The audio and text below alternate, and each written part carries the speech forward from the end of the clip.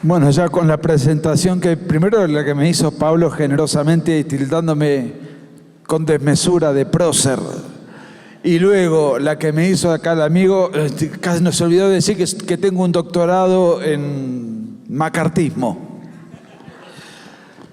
Bueno, miren, vamos a hablar un poco de un personaje que, bueno, ¿qué tiene que ver esto con la batalla cultural? El caso particular de Che Guevara, Ernesto Guevara de la Serna. Miren, yo creo que una de los grandes frentes de combate que tenemos como desafío es el pasado. La izquierda se adueñó del pasado, la izquierda disputa el pasado, escribe el pasado, resignifica el pasado, por eso reaparece, por eso gana. Por eso pudo ganar en Chile después del fracaso de lo que fue la dictadura comunista de Salvador Allende, parafraseando y un poco haciendo propaganda a mi último libro que prontamente estará publicado acá también en México. ¿Por qué vuelve la izquierda al poder? ¿Por qué vuelve un proyecto político que asesinó a 100 millones de personas en el siglo XX, que fracasó escandalosamente en todo lo que va del siglo XXI? ¿Y por qué el grueso del continente está pintado de rojo?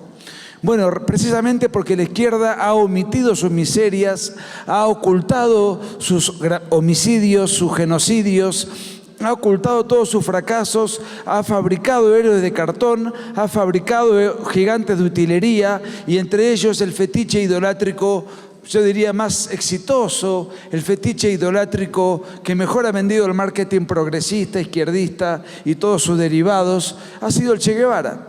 Y en México en particular pasa algo con el Che Guevara. Miren, hay 4 biografías arquetípicas, mundialmente reconocidas como buenas del Che Guevara, como objetivamente bien logradas y como científicamente confeccionadas. De esas 4, 2 son escritas por mexicanos. Una por supuesto, todas a favor.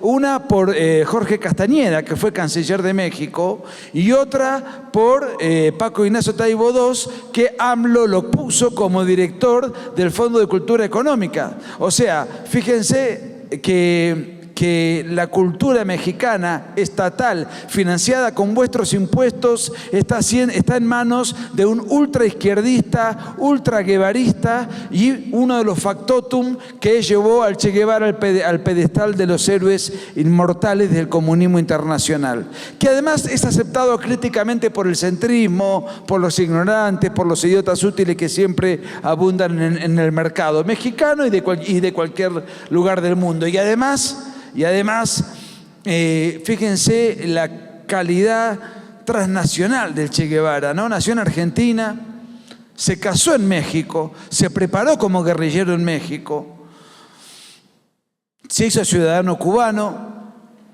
fue a pelear al Congo y murió en Bolivia. En cualquier país que uno vaya, siempre algo del Che Guevara hay, y en México hay bastante. Pero vamos a ir lo más rápido posible, porque no sé cuánto tiempo tengo y nunca me alcanza el tiempo para explicarles por lo menos a toda velocidad lo que ha hecho este sujeto en muy pocos años, porque solamente vivió 39 años.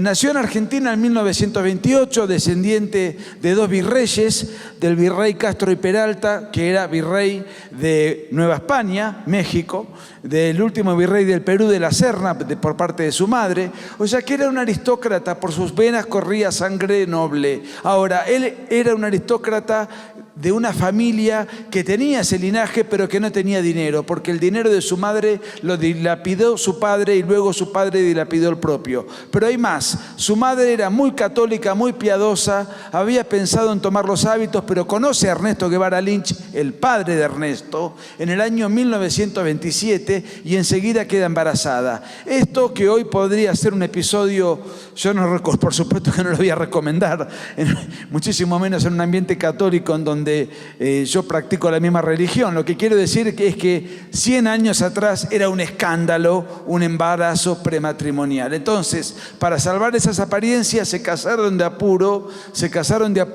y ahí nació Ernestito, el primero de 4 hijos, Ernestito, 1928. A los 2 años en Buenos Aires se le descubre un asma brutal, y entonces el médico, conforme a la tecnología médica de la época, ubíquense, lo que le recomienda como receta es que se vayan a vivir todos a una zona seca, a zona montañosa, y van a vivir a Córdoba, la provincia donde nació y vivió Agustín Laje, a la zona montañosa, a las sierras cordobesas. Muy bien, allí transitó toda su infancia, su adolescencia, hasta terminar la secundaria. Gran parte de su vida no podía, digamos, movilizarse con normalidad porque el asma era tan garrafal que vivía en cama, haciendo reposo. Trataba de probarse a sí mismo con un voluntarismo y un gran arrojo personal. Quería jugar al rugby, terminaba tirado al lado de la cancha, azul, con sus pulmones destrozados. Tenía el asma lo marcó en el carácter, en un carácter voluntarista. Yo diría que era una persona signada por una tremenda infelicidad personal que trasunta en todas sus cartas. Fíjense lo que escribe a los 19 años de edad, ya cuando empieza a estudiar medicina. Quiero aclarar una cosa, esto no es un dato menor. El país con mayor cantidad de psicólogos por habitantes del mundo es la Argentina. Se ve que tenemos una notable necesidad de hablar de nosotros mismos y pagarle a ese alguien para que nos escuche. Es como una suerte de narcisismo del cual pareciera que, bueno, somos conocidos los argentinos por tener el ego bastante inflamado, ¿no? Pero ¿por qué le cuento esto? Porque a mí me gusta mucho hurgar en la psicología del personaje cuando escribo un libro, en este caso mi libro La máquina de matar, que es lo que voy a tratar de resumir a toda marcha con las palabras del propio Che Guevara.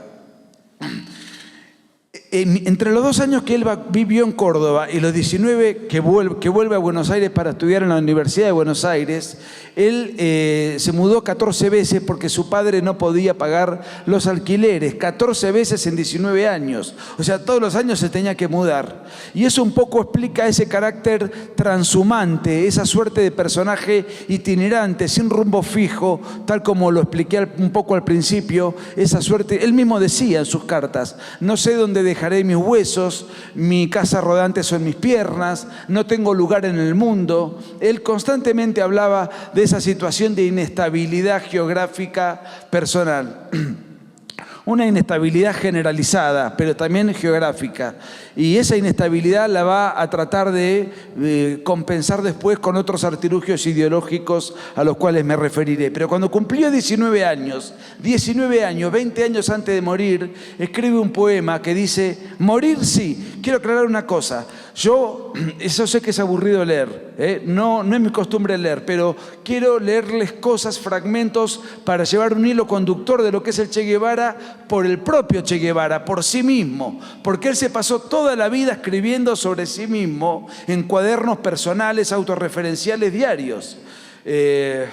Por eso está el cuaderno del Che Guevara en Sierra Maestra, el cuaderno del Che Guevara en el Congo, el cuaderno del Che Guevara en Bolivia, más todo lo que él escribía en su diario de motocicletas, etcétera, etcétera, etcétera. Morir sí, 19 años de edad, ya pensaba en la muerte. Morir sí, un chico de 19 años de edad, pero acribillado por las balas. Destruido por las bayonetas, si no, ahogado no. Un recuerdo más perdurable que mi nombre es luchar, morir luchando. ¿Luchar contra quién? ¿Morir contra quién? ¿Atravesado por qué bayonetas? No le interesaba la política, no sabía nada de política, no tenía idea, no tenía enemigos, no tenía su único norte era irse a Buenos Aires a estudiar medicina, punto. Y ya estaba pensando en cómo morir, y fíjense cómo murió. Atravesado por las balas de las bayonetas, y murió luchando. Pareciera él en sus cartas que va preanunciando lo que después fue su pronto destino mortuorio. Al año siguiente se va de viaje por Argentina en una motocicleta. Él permanentemente tenía su primo hermano, a quien entrevisté y está en el libro, decía: mi primo tenía hormigas en el culo. No podía quedarse quieto, constantemente se estaba movilizando de lugar en lugar, y va por Argentina en su primer viaje en motocicletas. Su motocicleta se detiene en un pasaje de una ruta perdida por el país, y se detiene a ayudarlo y auxiliarlo alguien que iba con una Harley Davidson, alguien que iba con una moto portentosa. Entonces el Che Guevara agradece amablemente, sigue a pie con su moto y 2 kilómetros después, en una ruta, en una curva, ve a ese muchacho desparramado, muerto en el piso y la moto tirada por ahí. En una maniobra se ve que se accidentó y se murió. Cualquiera podría decir, bueno, qué suerte que no me subí. Podría saludar el episodio, podría decir, bueno, tengo la providencia, así lo quiso. Y él, sin embargo, efectúa ante la muerte de este desconocido la siguiente reflexión. El saber que un hombre va buscando el peligro sin tener siquiera ese vago aspecto heroico que le critica no tener aspecto heroico a esa muerte, que entraña la hazaña pública, no hay hazaña pública en esa muerte, algo inconcebible en él, y a la vuelta de una curva muere sin testigos, o sea, la muerte tiene que ser espectacular, con testigos. Hace aparecer a este aventurero desconocido como provisto de un vago fervor suicida. ¿Cómo murió él? Se enteró el mundo fue testigo de su muerte. Sus acólitos le atribuyen una hazaña pública y un aspecto heroico, que es precisamente lo que él le critica a quien un ratito antes había ofrecido ayudarlo. Esto tenía 20 años de edad. En ese mismo escrito, en ese mismo diario, él escribe algo que me llamó mucho la atención. Dice, ha madurado en mí algo que hace tiempo crecía del bullicio ciudadano, el odio a la civilización. El odio a la civilización. La palabra muerte y la palabra odio están permanentemente en todas sus cartas hasta sus últimos días. En su segundo viaje ya es más ambicioso, pretende conocer Latinoamérica. Nunca trabajó, no le gustaba el trabajo, siempre vivía de arriba, de la limosna, de la lisonja, de cualquier, del favor, del favoritismo, vivía mendigando un poco todo lo que hacía. Entonces se va, comienza su peregrinar por Latinoamérica y se va en el vagón de un tren de la más baja categoría, de la más baja clase, hacia Bolivia, donde había muchos pobres obreros bolivianos, muchos de ellos indígenas. Y él, que en el fondo era un aristócrata, a pesar de estar resentido con los ricos, porque él vivió entre ricos, sus primos, las fiestas, los bailes, los clubes a los cuales tenía acceso, pero ya era el pariente pobre en un mundo de ricos. Es ahí donde se escandaliza por el contexto. Es interesante esto porque lo ponen siempre a Guevara como un personaje empático, sensible a los vulnerables, sensible a los desposeídos. Y dice, en este tipo de trenes hay una tercera clase destinada a los indios de la región. Se indigna. El vagón de que se valen es uno simple de transportar ganado de la Argentina, solo que es mucho más agradable el olor a excremento de vaca que el de su similar humano. Y el concepto un tanto animal que del pudor y la higiene tienen los indígenas hace que estos hagan sus necesidades al lado del camino, se limpien con las polleras las mujeres y con nada los hombres, y sigan como si tal cosa. Las combinaciones de las indias con criaturitas son verdaderos almacenes de sustancia excrementicia. Y culmina, la indiada hedionda y piojosa nos lanzaba un tufo potente pero calentito. Interesante. Cuando llega a Perú, es invitado a una fiesta. Él fue con un amigo, lo invitan a una fiesta a través de un contacto, y estaban algunos pasados de copas y se genera una gresca a puñetazos, trompadas, piñas, no sé cómo le llaman acá, pero ustedes me entienden. Y ahí aparece su concepción sobre la homosexualidad. Su primera concepción temprana sobre la homosexualidad. Después vamos a hablar de qué es lo que hizo con la homosexualidad cuando alcanzó el poder en Cuba. Esto es simplemente una anotación en un diario personal. Por la noche hubo una fiesta familiar que trajo como consecuencia una seria pelea con el señor Lezama Beltrán, de espíritu aniñado, en tono sospechoso, introvertido, que probablemente era un invertido. El pobre hombre estaba borracho y desesperado porque no le invitaban a la fiesta, de modo que empezó a insultar, a vociferar, hasta que le hincharon un ojo y le dieron una paliza. El episodio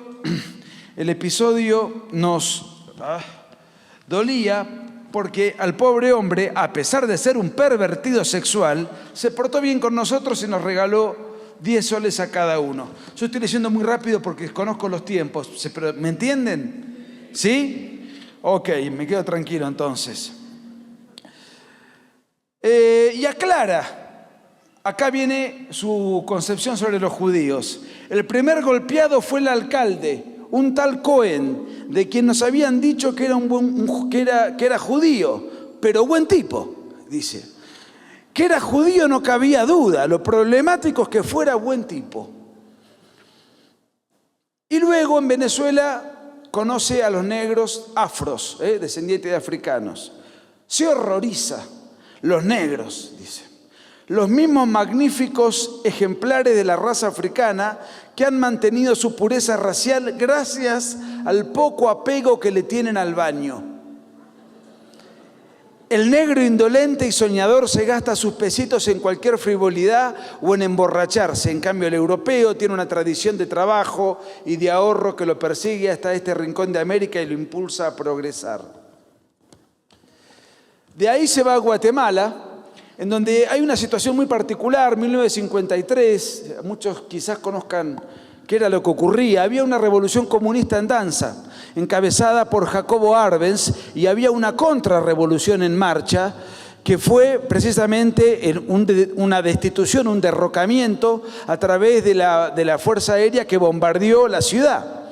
Y él estaba allí. Es ahí, en uno de los pocos pasajes donde yo advierto alegría en el Che Guevara, es decir, en el medio de un bombardeo donde hay chicos muertos, chicos, gente hacinada, aplastada por los escombros, niños llorando, una situación desesperante. Guevara expone: me divertí como un mono durante esos días. Esa sensación mágica de invulnerabilidad me hacía relamer de gusto cuando veía a la gente correr como loca apenas venían los aviones. Aquí todo estuvo muy divertido, con tiros, bombas, bombardeos, discursos y otros matices. Y es en Guatemala donde conoce a quien fuera su primera esposa. Se casó 2 veces. Su primera esposa, seguramente quizás lo sepan por una cuestión que ahora les voy a contar, era peruana. Una peruana que era una agitadora y una activista del comunismo internacional, que es la que le inyecta a él los primeros libros y los primeros papeles y el primer concepto de lo que es el marxismo. Él lo conoce de grande, no conoce la evolución de la izquierda. Por eso, a pesar de que él en su primer viaje a la Unión Soviética ya nadie hablaba del estalinismo, pretendió llevarle una ofrenda floral a la tumba de Stalin, fue disuadido por la diplomacia, porque él era parte admiradora de ese asesino, ese carnicero, del cual la izquierda nunca pidió perdón. Pero bueno, esto es una anécdota aparte. Conoce a la peruana, vivía de la peruana, que tenía dinero y recursos porque estaba agitando la revolución a nivel continental. La peruana se enamora de él, tenía rasgos aborígenes, indiados, por eso él siente un desprecio, a pesar de que termina casándose de apuro. Pero me interesa, fíjense, dice Hilda Gadea, así se llamaba, se casó acá en México con ella. Hilda Gadea me declaró su amor en forma epistolar, escrita, y en forma práctica. Yo estaba con bastante asma, si no tal vez me lo hubiese cogido. Discúlpenme, pero son palabras textuales. Vamos a tratar de retratarlo lo más acabadamente posible. Le advertí que todo lo que podía ofrecerle era un contacto casual, nada definitivo. Pareció muy avergonzada. La cartita que me dejó al irse muy buena. Lástima que sea tan fea. Tiene 27 años. Se casan en México. Ella acá en México le hace conocer a Fidel Castro, a Raúl Castro, a otros guerrilleros cubanos que acababan de ser indultados por Batista.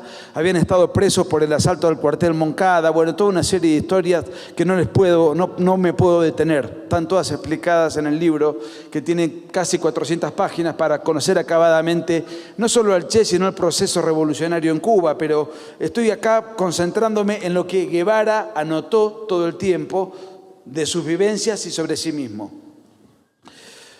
Finalmente, el mismo día que lo conoce a Castro, él se dispone a ser parte de la expedición, se ofrece como médico de la expedición para ir a luchar contra un gobierno que no conocía, en un país que no conocía, cuya historia no conocía, y solamente fue convencido y persuadido en una noche, en una cena, acá en una casa en Ciudad de México. Resulta que él va radicalizando su posición. Yo tengo una opinión psicológica, especulativa, obviamente sometible a discusión. ¿Qué le pasó a él con Fidel Castro? Su padre siempre fue un cero de la izquierda, alguien sin envergadura, alguien que no tenía ningún tipo de personalidad fuerte, nunca lo marcó, él siempre lo sintió como un personaje menor. Y Fidel Castro, alguien que medía casi 2 metros, que daba órdenes, que tenía liderazgo, que tenía temperamento, que tenía carisma, se sintió, creo yo, vio en él una suerte de autoridad paternal, una suerte de paternalidad sustituta de la que siempre careció, y vio en el marxismo tardío que le infundió su primera esposa una suerte de religión laica, y después vamos a ver por qué. En el fondo, cuando su madre, piadosa, queda embarazada, se pelea con los ambientes católicos porque no le aprobaron ese embarazo prematrimonial y él crece en el ateísmo más absoluto. Entonces no tenía norte, no tenía religión, no tenía una ideología política, no tenía un padre que le marcara un rumbo, valores, etc. Era un personaje errante.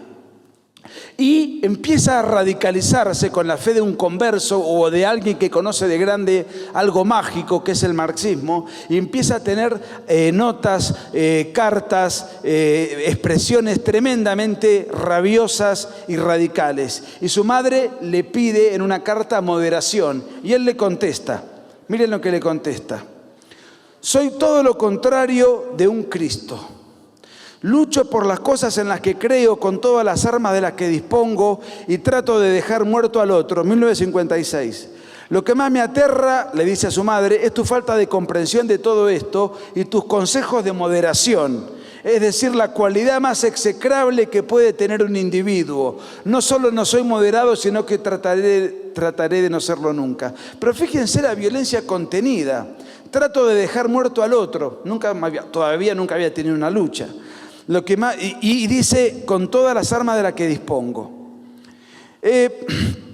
Cuando ellos llegan, los guerrilleros, en la expedición mexicana, la expedición de cubanos que se prepararon en México, llegan a Sierra Maestra y empieza la aventura guerrillera de Guevara. A poco tiempo Fidel Castro advierte el arrojo de Guevara, la capacidad para fusilar a gente de su propia tropa por indisciplina, y él anota en su propio diario personal los homicidios que cometía contra gente de su propia tropa por desconfianza o por lo que fuera. Su primer homicidio fue y lo relata en su diario personal del siguiente modo, en donde confiesa y detalla 14 homicidios suyos cometidos con gente de su propia tropa atada a un poste. Había un problema entre 2 guerrilleros subordinados a él que se estaban peleando, y anota: acabé el problema dándole en la sien derecha un tiro de pistola con orificio de salida en el temporal derecho, boqueó un rato y quedó muerto. Así describía sus homicidios, porque además, como era médico, la bala penetró en tal tejido, entró en tal lugar, o sea, era permanente en los detalles técnicos, ¿no? Y pareciera que gozaba escribiendo esto y confesándolo. Les quiero contar una cosa para que vean la falsificación de la historia, en este caso hollywoodense. ¿Vieron la película, quizás, creo que filmada en México, de Benicio del Toro? Bueno, no importa, es una porquería, pero lo que tiene el dato, yo lo quise ver porque quería ver, la vi porque estaba escribiendo el libro, si no me importaba un rábano Benicio del Toro y todo lo suyo, pero de los 14 fusilamientos en Sierra Maestra, y la película solamente data de la aventura en Sierra Maestra, de los 14 fusilamientos solamente se muestra uno solo, y de ese único fusilamiento es el de alguien sospechado de violación. Es decir, el único fusilamiento que uno podría contemplar, entender, tratar de justificar. El único. Los otros 13 no aparecen en la película. La omisión de lo necesario es tan injusta como la afirmación del error, dice un viejo adagio. Fíjense, acá omiten lo necesario: 13 sobre 14 fusilamientos, para que se conozca un poco la concepción, la praxis, el modus operandi, la facilidad con la cual acudía gozoso y jubiloso a reventar un tiro en alguien con quien compartía el propio campamento. También inventó, y que no existía todavía en los campamentos guerrilleros que lideraba Fidel Castro, de los cuales él era uno de los comandantes, ideó el simulacro de fusilamientos cuando tenía dudas acerca de la culpabilidad de alguno de los suyos. Y dice: podrá parecer ahora un sistema bárbaro empleado por primera vez en la sierra, solo que no había ninguna sanción posible para aquellos hombres a los que se les podía salvar la vida, pero que tenían una serie de faltas bastante graves en su haber. Él era médico, se supone que estudió para salvar vidas. Primum non nocere es el adagio que un médico, al momento de juramentar su condición de tal, primero no dañar, primum non nocere, se dedicó a todo lo contrario. Llegaron las armas, mayo del 57, escribe en carta: a la noche llegaron las armas, un cargamento con armas porque estaban desprovistos de armas. Para nosotros aquello era el espectáculo más maravilloso del mundo. Estaban como en exposición ante los ojos codiciosos de todos los combatientes los instrumentos de la muerte.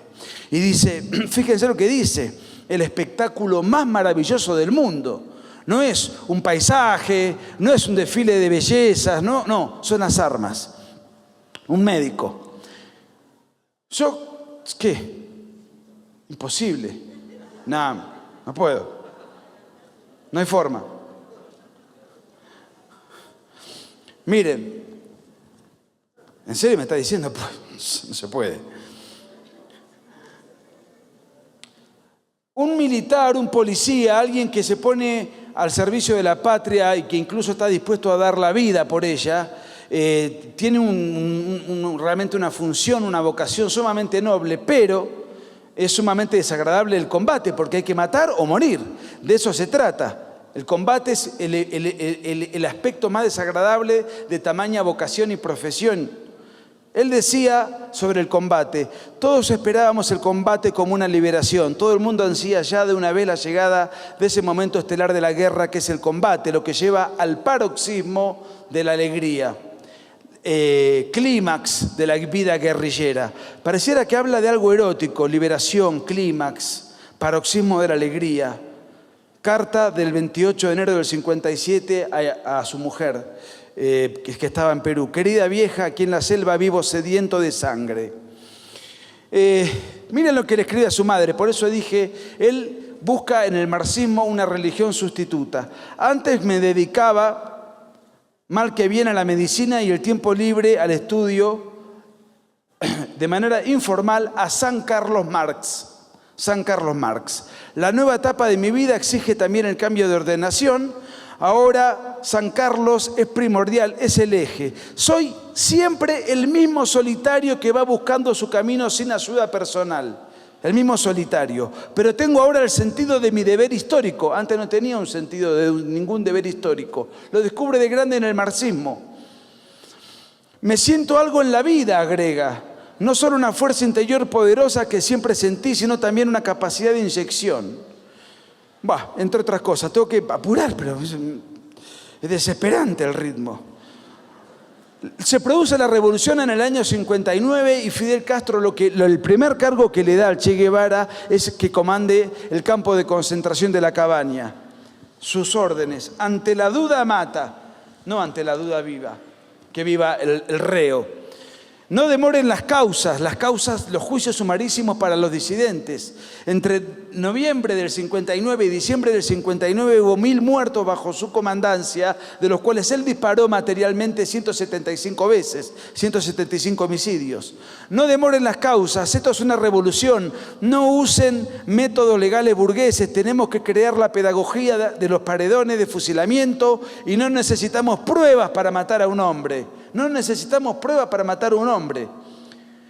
28 de julio del 60, primer Congreso Latinoamericano de Juventudes. La más fuerte y positiva de las manifestaciones pacíficas es un tiro bien dado a quien se le debe dar.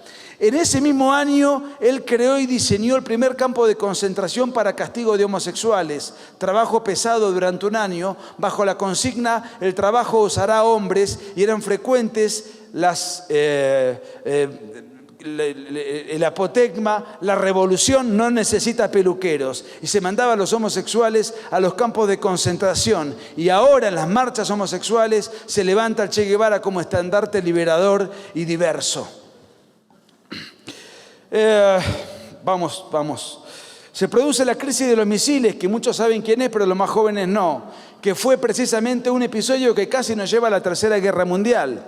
Cuba ya dependía de la Unión Soviética, llegan con el poder, Fidel Castro es el alma mater de esa revolución, tiene sus comandantes, empiezan los fusilamientos, la subvención soviética. ¿Y qué pasaba? Estados Unidos con su tecnología podía apretar un botón y ese botón podía caer en Moscú, un misil.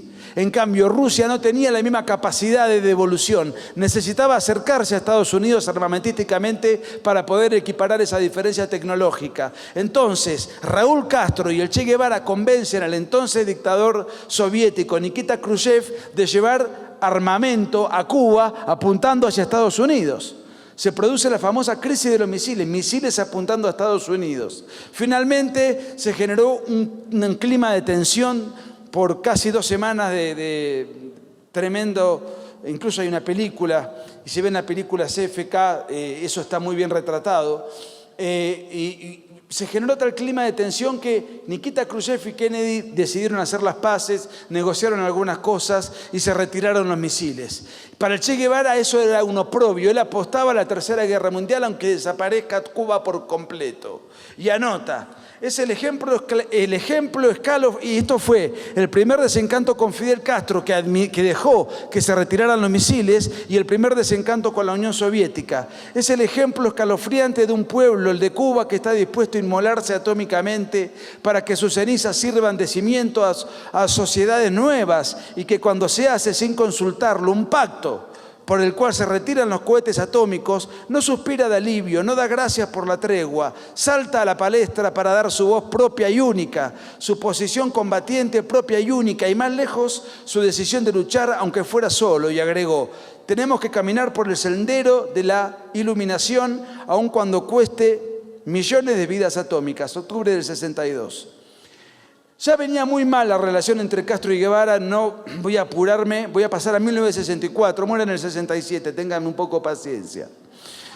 El 11 de diciembre del 64, y esto no está en el libro de Paco Ignacio Taibo II, el Che Guevara va a la ONU, porque el Fidel Castro, para sacárselo de encima, lo mandaba a hacer viajes diplomáticos permanentes, y como a él le encantaba viajar, iba todo disfrazado de guerrillero a hacer a cumplir funciones diplomáticas para las cuales no estaba preparado. Pero en ese día, en Naciones Unidas, si lo pueden buscar en YouTube, dice, está filmado: fusilamientos, sí, hemos fusilado, fusilamos y seguiremos fusilando. Cuando vuelve, Fidel Castro lo quería matar. Vos no podés decirle al mundo que estamos masacrando gente, que estamos fusilando gente. Se radicaliza la ruptura. Guevara intenta acercarse a los chinos, se le quita la ciudadanía cubana, se va a pelear al África. Ahí hay que hacer una aclaración necesaria. ¿Qué diferencia hay entre un ejército guerrillero y un ejército profesional? El ejército guerrillero no puede técnicamente, ni profesionalmente, ni humanamente, ni tecnológicamente ganarle a un ejército profesional, salvo que pueda conquistar a la población, que la población esté de su lado. Entonces ahí sí puede realmente tener una enorme logística y compensar la diferencia. Un ejemplo es Vietnam. Nunca el Vietcong le hubiese ganado a los Estados Unidos si el Vietcong no hubiese contado con el apoyo de toda la población vietnamita. Muy bien, entonces, ¿qué tiene que hacer un guerrillero? Lo primero que tiene que hacer es conocer los usos y costumbres de la comunidad a la cual él pretende seducir para que lo acompañe en su emprendimiento guerrillero. Bueno, viajó al Congo y no tenía la más pálida idea con lo que se iba a encontrar. Además, nadie tenía voluntad de pelear. Le manda una carta a Fidel Castro en noviembre del 65. Nosotros no podemos liberar con nuestro propio esfuerzo a un país que no está dispuesto a luchar. Cuando él regresa vergonzosamente de su fracaso en el Congo, dice: las últimas horas que pasé en el Congo me sentí completamente solo, como nunca me había sentido. Y cuando llega, lo primero que ve, dice: me dijeron que nos van a atacar por aire. Sí. ¿Dónde está la artillería antiaérea? No tenemos. ¿Cómo no tienen? No, tenemos el Dawa, le dice el jefe de la expedición congolesa. ¿Qué es el Dawa? Es una poción que hace el mago, que nos la colocamos en el cuerpo y nos hace inmune a las balas. Él creía que era una broma y ve a todos, se están embadurnando para ir al combate, todos pasándose el Dawa. Van a pelear, en minutos caen 170 guerrilleros, vuelven derrotados. ¿Y qué pasó con el Dawa? No, vamos a cambiar de brujo. Lo escribe él en su diario en el Congo. Fracasa, va a Checoslovaquia, está varios meses haciendo una suerte de catarsis personal. Ya se había casado en Cuba, no conocía prácticamente a sus hijos, fracasó como médico, fracasó como funcionario cubano, fue presidente del Banco Central de Cuba, fue ministro de Industria, fue toda una serie de experimentos que lo llevaron al fracaso. Y de hecho ahí conoció a los Beatles y su canción preferida era Hombre de Ningún Lugar, que era un poco él mismo, un hombre de ningún lugar. Finalmente va a Bolivia. Ténganme paciencia, si en Bolivia se muere. Le digo a los organizadores, ya llegamos hasta acá. Lo estoy haciendo. ¿Vieron cuando en el WhatsApp ponen el ritmo 2? ¿Eh?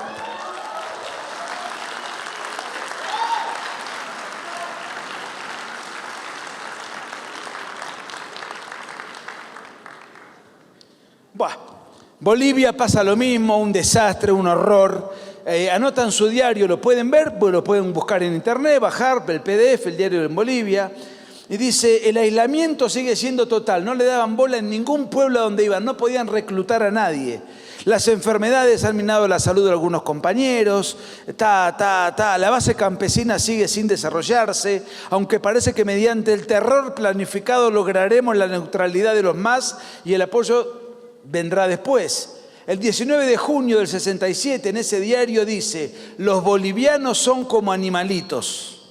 Los bolivianos son como animalitos. Habría que aclarárselo a Evo Morales, que lo tiene como fondo de pantalla en su teléfono inteligente. En ese momento se estaba llevando en La Habana un cónclave del comunismo internacional para esparcir la guerrilla en todo el continente. Y él había dejado escrito un paper para que sea publicado en el Granma, el diario estatal cubano. Y ahí escribe 2 páginas, un llamado a los pueblos del mundo, del cual rescato esta frase: el odio intransigente al enemigo, que impulsa más allá de los límites naturales del ser humano y lo convierte en una eficaz, violenta, selectiva y fría máquina de matar. Por eso el título, que puede parecer sensacionalista, no lo inventé yo para sindicarlo a él. Es lo que él quiere ser, es lo que él pretende ser, es lo que él exhorta a ser, y es una suerte de arquetipo de hombre a alcanzar. Insisto, el odio intransigente al enemigo, que impulsa más allá de los límites naturales del ser humano y lo convierte en una eficaz, violenta, selectiva y fría máquina de matar. Y dice: nuestros soldados tienen que ser así. Cada gota derramada en un territorio bajo cuya bandera no se ha nacido, esa experiencia que recoge quien sobrevive. Lo atrapan al poco tiempo, después de haber matado 49 bolivianos. Lo atrapan y a las 48 horas lo fusilan. Paradojalmente, la CIA lo quería vivo y llevarlo a Panamá para demostrarle que Fidel Castro lo había abandonado, y entonces, si él se sentía despechado, podía revelar información de alto impacto, tanto del poder cubano como del poder soviético. Sin embargo, los bolivianos decidieron: no, este vino a atacarnos a nosotros le vamos a dar su merecido, y lo mataron. Y al día siguiente el Congreso de la Nación premió al presidente democrático, votado por el 66% de la población, René Barrientos. Hay otras cosas despampanantes sobre Bolivia, pero no tengo tiempo de contárselas, entonces no me queda otro remedio más que invitarles a que compren el libro.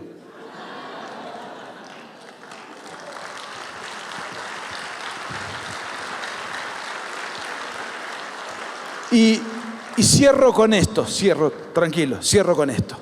¿Por qué el Che Guevara no es el subcomandante Marcos, no es Tiro Fijo que armó la FARC, no es Santucho que armó el Ejército Revolucionario del Pueblo en Argentina, no es el fundador de la ETA, que ni sé cómo se llama? ¿Por qué el Che Guevara, que fracasó en todos lados, que no tuvo... ¿Por qué? ¿Qué es lo que lo particulariza, que traspasó tantas generaciones y que hoy sigue vigente en las banderas, en los tatuajes, que es un fetiche, insisto, omnipresente, incluso en ambientes no izquierdistas?